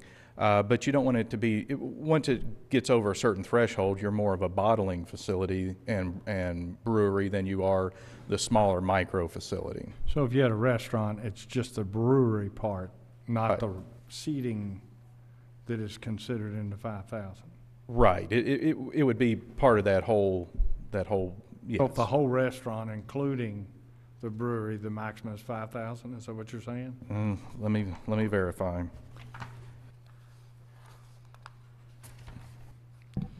That's on the page Right. that has 14.8. The alcohol production portion of the facility shall be Okay. limited to 5,000 square feet. Okay. So it's the production area that's 5,000. because like you said, You could have a 2,000 square foot restaurant, 5,000 square foot in production, so you have 7,000 total square feet, and it would still qualify as a microbrewery. you can allow that in that zone, otherwise there should be a zoning change. Correct. Yes. Because once you get to these larger facilities, the distilleries themselves require an I-2 zone with a conditional use permit because they're considered high hazard because of the flammability potential. Okay, moving down to outdoor displays. And you and I talked about this on the phone. Right. This says that all those different items are, if they have those items for sale, they're required to have asphalt or concrete. And it talks about boats, farm equipment, motor homes, and somewhere I thought it said. And anyway, and then what I was saying, as we've talked about, my concern is the farm equipment and motor homes, and then industrial equipment. Of course, industrial equipment's not in this list. Correct. And I don't think those should be in this list. Yeah, there's an exemption in Article 13 of the zoning ordinance that exempts the full paving requirement for some of those things for large agricultural equipment, large industrial equipment, and manufactured homes. So this includes or farm equipment. In our discussion, if you want to say small farm equipment, I don't know, if you want to strike it completely, it won't upset me because there's another provision in the ordinance that pertains to that. The motorhome itself is not exempted in Article 13 of the zoning ordinance. Manufactured homes are, the sale of manufactured homes, but not a motorhome that's on wheels. So those would still be required to be on a paved surface, and are now. An example is you head out 5681 there by the airport. There's a facility there that sells motorhomes and RVs and that type of thing, and those are displayed on concrete pads out front. And as we discussed on the phone, all of these definitions are putting into writing the different portions of ordinance that we've had to extract in the past to enforce what outdoor display and outdoor storage are. And so this is just a documentation of what's been in force and for the last 20 or 30 years. It's just a distillation of all those individual pulling pieces from 17 and 13. I guess part of the problem is I have trouble with it requiring all of these things to be on asphalt or concrete. I agree with George, though. You know, you're talking about these sheds, and I guess portable sheds, and a lot of people, you know, they're selling them and they back up to them. If it's on asphalt, then their forks is going to be digging into the asphalt to load the thing up to get it on the trailer. You go out here on Litchfield Road and they're selling some, and it's out there in the grass, which to me would make more sense as far as loading it. And you talk about in this thing carports too. Well, carports is not as big of a deal, but I mean, I can see a couple issues there in that paragraph. That's where you get. Yeah. I'm sorry, yes. Brian. There's a difference in display and storage, right. So I don't know whether you're talking about storage or display. It's only the display that requires the pavement. The storage does not require the pavement. Yeah. So, for instance, where you're talking about coming and picking up the one, the item displayed must be on the paved surface, but the item stored, the one that you pick up, does not have to be on paved surface. Oh, okay. And that's where I was going to go, and I'm glad you brought that point up. There's always been this, you know, the issue of what is considered outdoor display and what is outdoor storage. And so, you know, the way we've always viewed it is if you're selling those portable barns, let's say, you have 4 different models, you put those on a concrete pad out front. Then you have an outdoor storage yard in the back that's fenced in, and you've got 50 of them back there, or whatever. That can be on gravel, that could be on, you know, something else, but the ones that are on display. Now, and so from our mind, from the zoning enforcement perspective, the way we've always viewed it, if you have 50 of them out there, that's not really, you're storing your buildings. They're not all out there for display, you know, at present. That's more of a storage type use. Okay. Yeah, but then if you get into storage, then you're talking about fencing and that's correct. Hiding them and that's correct. All those things. Yeah, there's a visibility and are these display items required to have fence around them? Outdoor display? No. There's no fencing. No fencing. No. Because it's on concrete. See, I don't see anything wrong with putting some of these on, say, gravel. Mm-hmm. As opposed to, and that's where I have a problem with it. Right. That issue then would you need to look at Article 13 of the zoning ordinance, which requires full pavement in industrial zones and commercial zones for anything, for vehicular use area, for anything in those zones. It requires a full pavement, other than the exceptions of manufactured homes, the large farm, and large contractor equipment. So again, that's where we've always pulled in the past the paving requirement for this type of thing, but it wasn't defined specifically, so that's why we've added it. Outside of the full paving requirement, the zoning ordinance in 17 allows outdoor storage yards, which can be gravel or whatever, but you have to have that surrounded by a fence. Well, probably what we should do then is go ahead and leave 14 in there, and then at a later date, look at 13. I'm okay with that. Yeah. I think Brian is right. It's just putting down on paper what probably we have done in the past. We did address some of that larger equipment. I mean, we've all had calls about various issues like that. And I think this just distills that down into a written document and makes it easier to talk about. Right. But we can look at it. Certainly, we can do text amendments or request text amendments at any time. Sure. So that's what we'll do. I'll get with you later and we'll look at 13. Okay.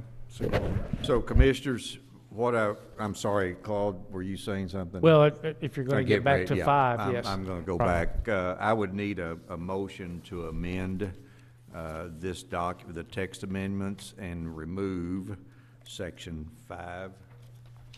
I make that motion that we remove 5. Is it 5 or 5.3? 5, the whole 5 thing. thing. Yeah, the 5, section 5. Second. Article 5. Second. All right, so I have a motion and second. Any other discussion? Commissioner, why don't, before we vote, I'm going to request that perhaps we get Brian over here and we talk with Brian and just look at some of the things, and Sure. we'll move from there. Judge, I'll be willing to, if you'll set a yes, time, I'll be and willing to thank meet you, with you. Claude. Part of this came up as something that was involved in a lawsuit, and I Yeah, spent. and I'm familiar with the lawsuit, so. So yeah. I spent some time going through that and helping Ms. Knight, Okay. or she helped me, whatever it was, put this together, so. Okay. Any other question or comment? There being none, all those in favor of the amendment signify by saying aye. Aye. Opposed, motion carries. It is the first reading. Mark, there are some public improvement specs that you served on that board. Yes, sir. Do you remember what they dealt with specifically and particularly? The public improvement specifications?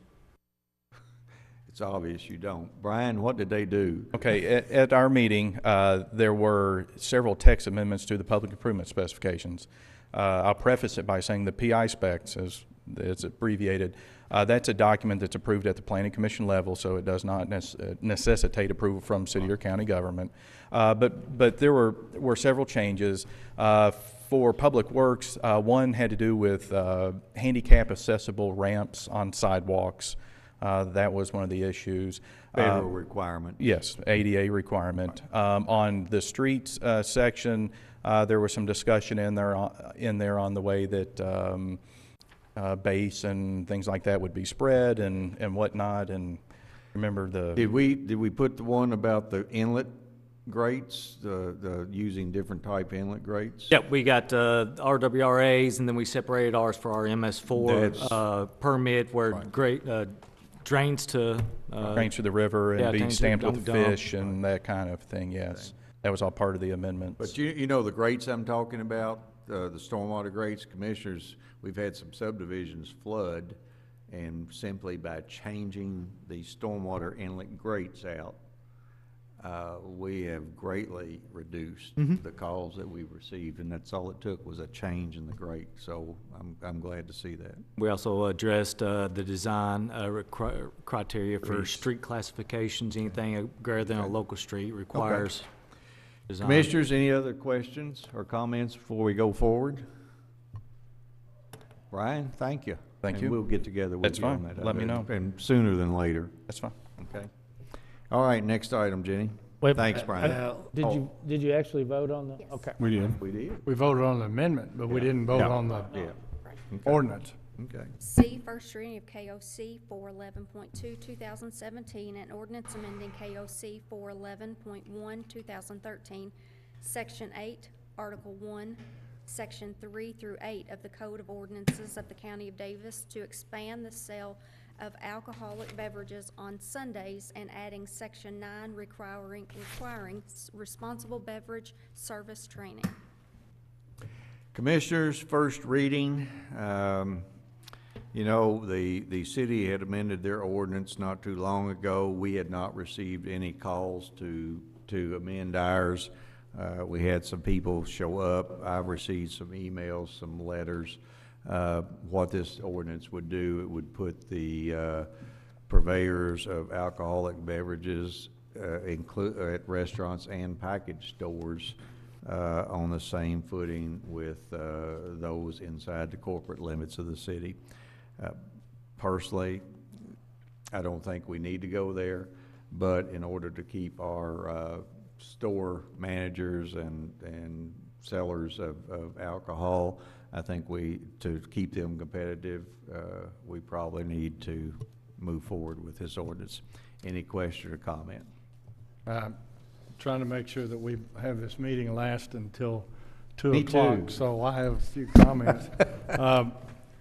First off, I've done a little, I'm like you, I think that we didn't really need to do this. I think I wish a little more research had been done. I've done a little research and I've found that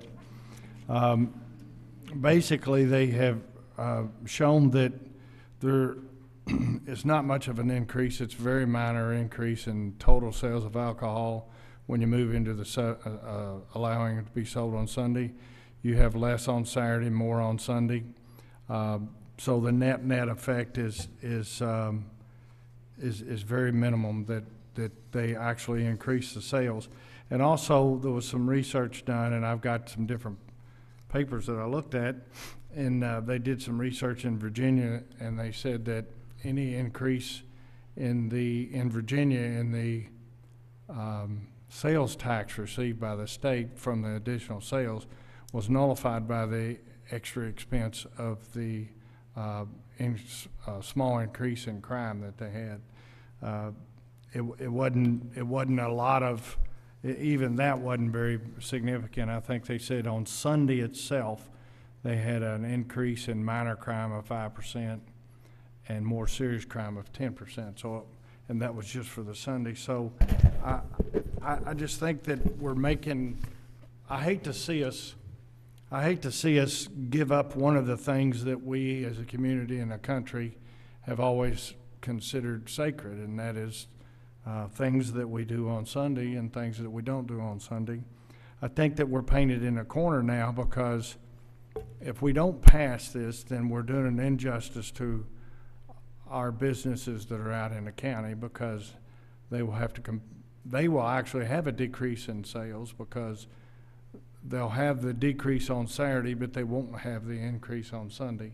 So we're pretty much painted in a corner with this thing, and I hate to see it happen, but we'll see what happens when we actually vote on it. Okay. Any other question, comment? Next item, Jenny. 5, consideration for discussion, A, other business to be brought before the Davis County Fiscal Court. We still on that record street? Yes, sir. All right, next item. B, public comments. I think we put all the public to sleep and they left. C. Yeah, you're gonna go. Okay, thanks, Claude. I don't think we have any public out there to comment. C, comments by Davis Fiscal Court. Commissioner Castlen. All I have is I want to say happy birthday to you. Oh, well, thank you very much. You had to remind me. Yes. Commissioner Koger. We'll be having a memorial service at Greenwood Cemetery 10:30 Saturday, if anybody could attend. I know there's other services. I think Glen Funeral Home will be having one that afternoon about 2. Yes. Mm-hmm. So anyway, if you could attend, we'd appreciate it. Okay. Commissioner Wathen? Pass. Commissioner Castlen, I know that if you'd thought of it, you'd have reminded everybody about the service at 5th and Triplet the Revolution, the Daughters of American Revolution will have a memorial service. The Greenwood Cemetery Saturday morning, Glen Funeral Home Saturday afternoon. There will be a service by the American Legion, typically, I think it's at 1 o'clock at Elmwood Cemetery or Rose Hill Cemetery. That evening, Sunday evening, at Utica Baptist Church out on Highway 140, go out to 431, turn right. And then on Monday morning, typically the city has a memorial at the Shelton Memorial about 9:30. I think it's 11 o'clock, maybe at the Sports Center. Is that? I'm not sure of the I think time. it's around 11 o'clock, and then typically there's one that dedicated to, it's a naval memorial down at the VFW. So there are lots of times and places to attend. I wanted to remind everyone about the annual trek for the St. Joe's Peace Mission for Children. They have a fundraiser every year. The trek is Sunday, June 4th. Benefits the St. Joe's Peace Mission for Children. You can ride, run, walk, do whatever you want. Costs you $25. A donation is $25. That's the minimum. Commissioner Wathen, you can give them $500 and they'll pack you on that bicycle in the back of the truck like Granny. They all meet at Calhoun. That's Yes. where they Downtown. downtown Calhoun. That's where they'll start. So it's always a fun time. My intent is to go ride my bicycle and beat you to the finish line, George. And I just want to, if I can jump in there real quick on the, and not that I'm trying to beat you to the finish line, but the upside of this event is they've got folks that are driving the route. So if you just run out of energy at some point, they will pick you up and transfer you the rest of the way. So you don't have to think that you're, one of these Iron Man type people. Pretty much anybody can do this one. If you want to walk a mile or walk 2 miles, then they'll pick you up. I'll never forget one year when I was running for the county judge and Commissioner Coonsey was running for county judge. I was driving a truck and I saw him struggling up a hill and I went the other way and left him. Bruce, you know that's not true. We had a tragedy in our community this past week with the passing of Nicky Hayden. I went to school with his dad, Earl, and knew his mom, Rose, and I just want to extend the condolences of our entire Daviess County community to that family. I know they're grieving, and we'll all keep them in our prayers. Lastly, Ann Catherine. Jenny Warren, would you go ahead and leave before I read this, because your head will be swelled up so big you won't be able to get through the door back there. And I want to congratulate Ann Catherine Warren for winning the Kentucky Scholastic 3D Archery Shooter of the Year Saturday at the Kentucky State S3DA Tournament in Somerset, Kentucky. She had the Saturday highest score, combined regional and state shoot, to win the honor. She had a challenging round at the state shoot, but came back strong with a high score in the shoot-off round and finished third. I'm going to read this. I'm very proud of her hard work and dedication this year, considering who her mama is. Now she will begin getting ready for the S3DA Nationals at Metropolis, Illinois next month. Congratulations to Apollo for placing first, DCHS for placing second, College View and DC Middle School for finishing 1-2. Big day for Owensboro, Daviess County, and the archery world. Congratulations, all right, folks. Okay, that's all right. If there's no other business to be brought before Daviess County Fiscal Court, we're heading to the finish line 5 minutes short. Not this thing. Oh, We got to do the. Oh, I'm sorry. Now. Wrong side. Go Yeah. around the back side. You go around the back and I'm gonna throw something at you. Now I would call to order the Davis County Public Improvement Corporation. Meeting 180. Let's see, meeting number 180, May 23rd, 2017. First item, Jenny? Consideration for approval of the minutes of the meeting number 179 held October 22nd, 2015. Move to approve. Second? I have a motion second. You don't even remember what they were, so I know there's no deletions, additions, or corrections. All those in favor signify by saying aye. Aye. Opposed, motion carries. Item 2, consideration for approval to authorize Al Mattingly to execute the deed to Morton E. Holbrook Jr. Judicial Center from Davis County Public Improvement Corporation to Davis County. Motion approved. Second. I have a motion second. Commissioners, Davis County deeded the property to Public Improvement Corporation in 1989 so the corporation could borrow money through the issuance of revenue bonds to help finance the construction costs of the Judicial Center. The revenue bonds were paid in full in 2014, and now we need to deed the property back. Is that correct, Mr. Treasurer? Okay, any questions or comments? Question or comments with the public? Hearing none, all in favor signify by saying aye. Aye. Opposed, motion carries. Without any other business to be brought before the Public Improvement Court, without exception, or adjourned.